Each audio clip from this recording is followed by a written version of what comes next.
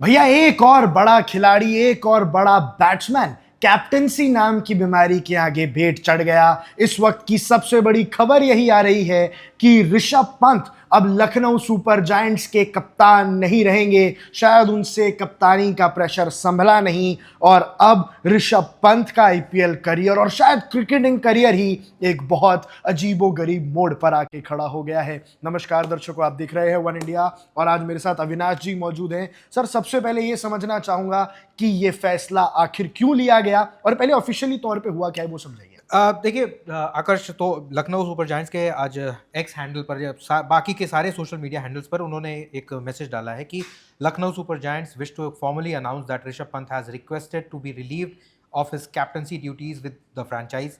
The franchisee has accepted his request with immediate effect. ये Tom Moody, director of cricket है, उनको उनके द्वारा कहा गया और इसके बाद उनका जो स्टेटमेंट है कि Rishabh approach the franchise with his request and we have respectfully accepted it. These decisions are never easy.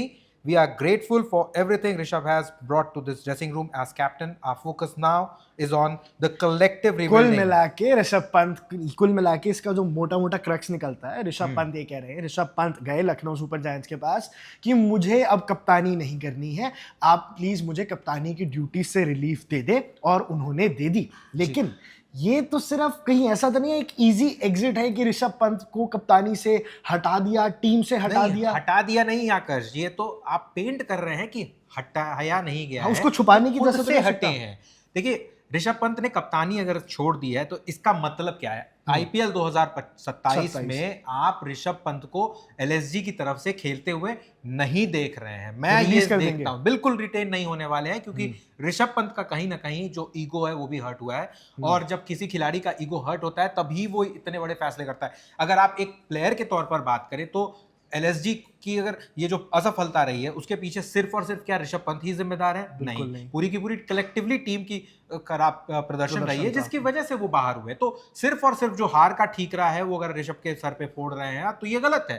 तो अगर ऋषभ की गलती है तो भाई कोचिंग स्टाफ की भी छुट्टी होनी चाहिए थी, मिचेल मार्श की भी छुट्टी होनी चाहिए थी, निकल्स पुरन की भी होनी चाहिए थी, मोहम्मद शमी की भी होनी चाहिए थी, जो आपके दिग्गज खिलाड़ी थे जिनके ऊपर आप बोली लगा रहे थे कि हम ये सीजन जो है वो अच्छा करेंगे और टूर्नामेंट जीतेंगे। आज क्वालिफायर सेकंड होने वाला है और हमने देखा है कि एक ऐसी ही टीम है जो बहुत ज्यादा उतार चढ़ाव से गुजरते हुए गई है, राजस्थान रॉयल्स, और आज वो क्वालिफायर 2 खेल रही है गुजरात के सामने। तो ये बात तो तय है कि जो चीजें टीम मैनेजमेंट को या ओनर्स को पसंद नहीं आई थी उसकी वजह से ऋषभ को ये बाहर का रास्ता दिखाया जा चुका है। लेकिन ये लखनऊ सुपर जायंट्स के साथ मामला क्या है? बड़े बड़े प्लेयर्स के साथ ईगो क्लैश क्यों होती है? पहले केएल राहुल के साथ ऐसा हुआ, फिर अब ऋषभ पंत के साथ हो रहा है। ये दो भारतीय क्रिकेट के बहुत बड़े नाम हैं और ये फ्यूचर बन सकते थे।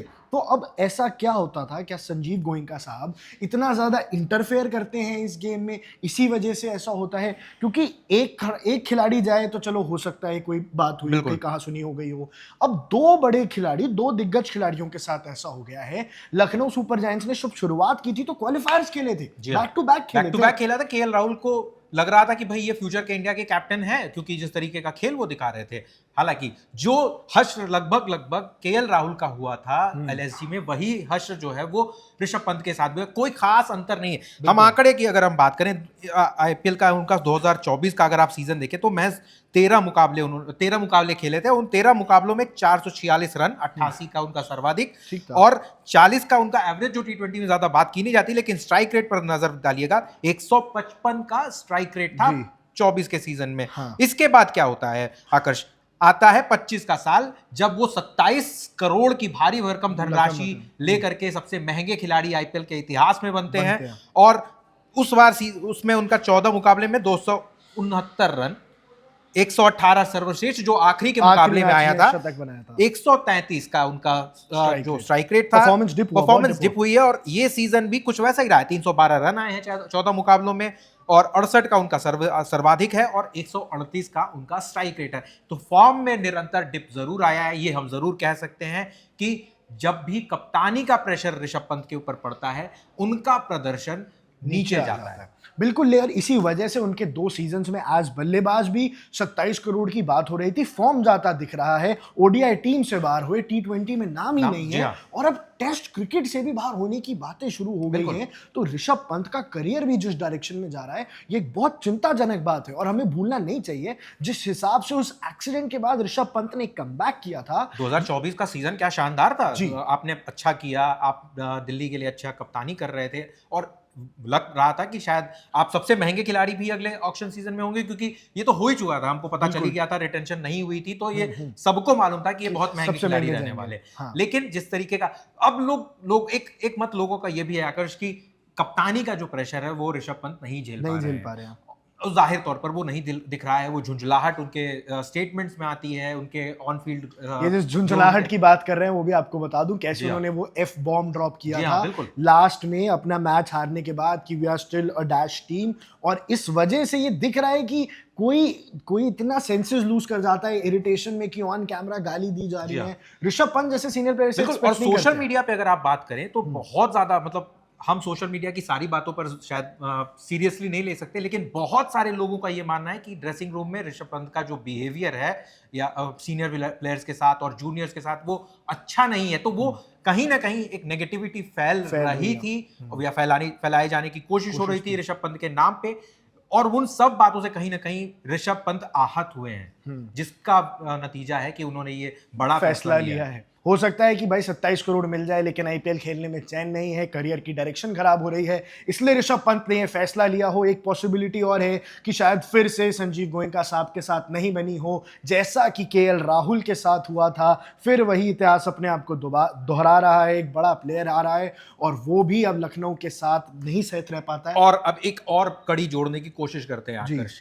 कल रात में खबर आती है कि हार्दिक पांड्या मुंबई इंडियंस के कप्तान नहीं रहने वाले हैं। हाँ। उनके बारे में ये भी रूमर उठे थे कि वो 3 टीमों से बातें उनकी चल रही हैं, 2 साउथ की टीम है और एक नॉर्थ की टीम है। हाँ। नॉर्थ की कौन सी टीम है जिसको कप्तान की अदद जरूरत है, वो हमको पता है, और अगर हम कड़ी से कड़ी जोड़ते हैं तो हो सकता है अगले सीजन में आप हार्दिक पांड्या को लखनऊ सुपर जायंट्स की कप्तानी करते हुए देख सकते हैं। उसका एक और वजह भी है कि इनके बड़े भाई कुणाल पांड्या 2 सीजन एलएसजी में बिता करके गए भी हैं। हाँ, एक ये भी रीजन है, और हो सकता है पर अगर हार्दिक पांड्या एलएसजी जाते हैं तो क्या ऋषभ पंत स्वैप करेंगे या वो रिलीज करके अब ऑक्शन में पिक करेंगे? मुझे लगता है कि ऋषभ का ट्रेड नहीं होने वाला है, क्योंकि 27 करोड़ की जो भारी भरकम धनराशि है वो कोई भी फ्रेंचाइजी मिनी ऑक्शन में शायद ना देने को तैयार हो।